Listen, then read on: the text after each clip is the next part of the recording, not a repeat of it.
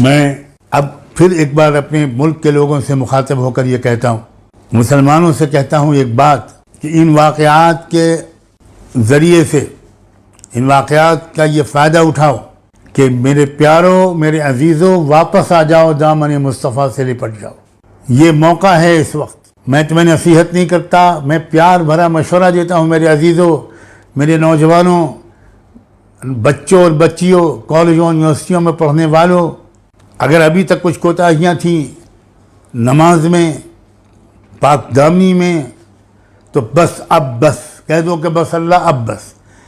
ہماری ان گنہگاری کی وجہ سے اللہ کے رسول کی بھی آبروئی ہو، بس اب ہم یہ نہیں ہونے دیں گے۔ میرے عزیزوں، میرے پورے ملک کے مسلمانوں تک کم سے کم خدا کرے میری یہ بات پہنچ جائے، اور خدا اس کو جنت الفردوس میں جگہ دے جو اس کمزور شخص کے اس پیغام کو کم سے کم ایک ایک مسلمان تک پہنچا دے۔ ورنہ میری تمنا تو یہ ہے کہ میرا یہ پیغام نپل شرما تک بھی پہنچے۔